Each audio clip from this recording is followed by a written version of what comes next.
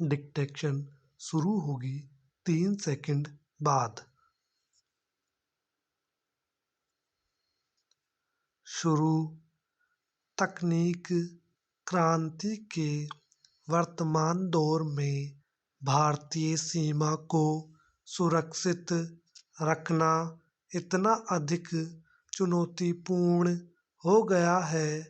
यह भी सच है कि सीमा सुरक्षा बल बीएसएफ इस कठिन चुनौती से निपटने की भरपूर कोशिश कर रहा है। पूर्वी और पश्चिमी सीमा पर 5500 कैमरे लगाने, पेन टिल्ट जूम कैमरा और IRIDS जैसे किफ़ायती उपकरणों की मदद से निगरानी बढ़ाने की योजना समय की ज़रूरत है। इसे जितनी जल्दी पूरा कर लिया जाए उतना ही बेहतर होगा। इसकी वजह यह है कि आज़ादी के बाद से ही सीमा पार से घुसपैठ भारत के लिए एक बड़ी समस्या रही है।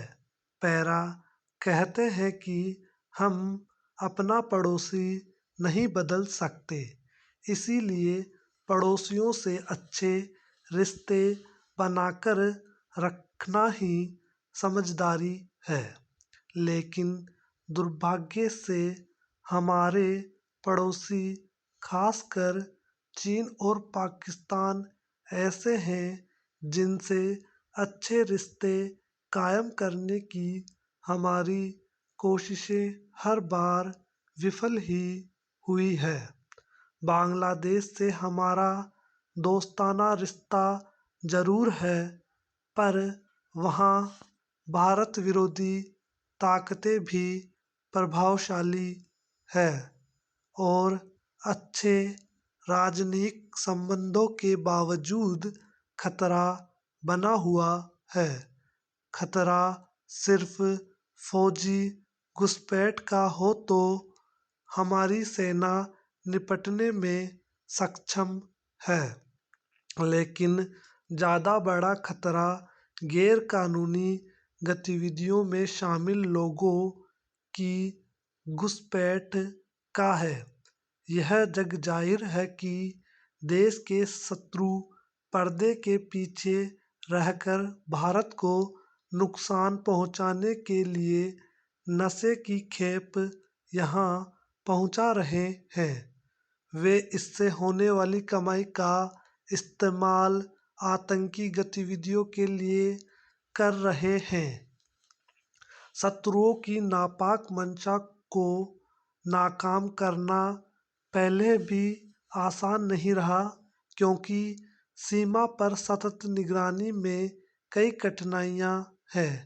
लंबी सीमा पर कटीली बाड़ाबंदी का काम पूरा नहीं हो सका है। पश्चिमी सीमा पर रेगिस्तानी इलाकों में ऐसे तार ज़्यादा कारगर इसलिए नहीं होते क्योंकि रेतीले टीलों का स्थान बदलता रहता है।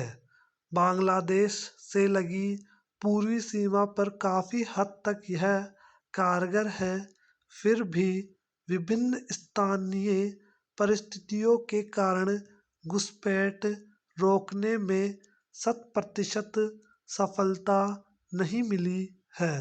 अब ड्रोन तकनीक आने के बाद हथियार या नशीले पदार्थों की तस्करी के लिए उन्हें घुसपैठ की ज़रूरत खत्म हो गई है।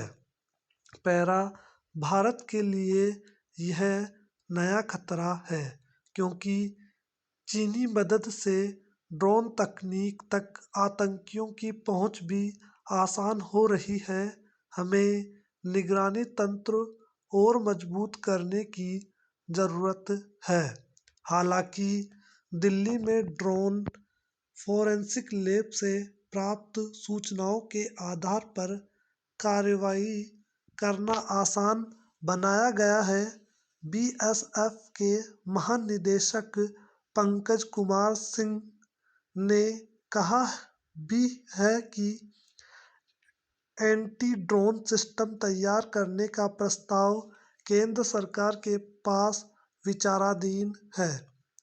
इसे मंजूर करने में केंद्र को तेजी दिखाना चाहिए।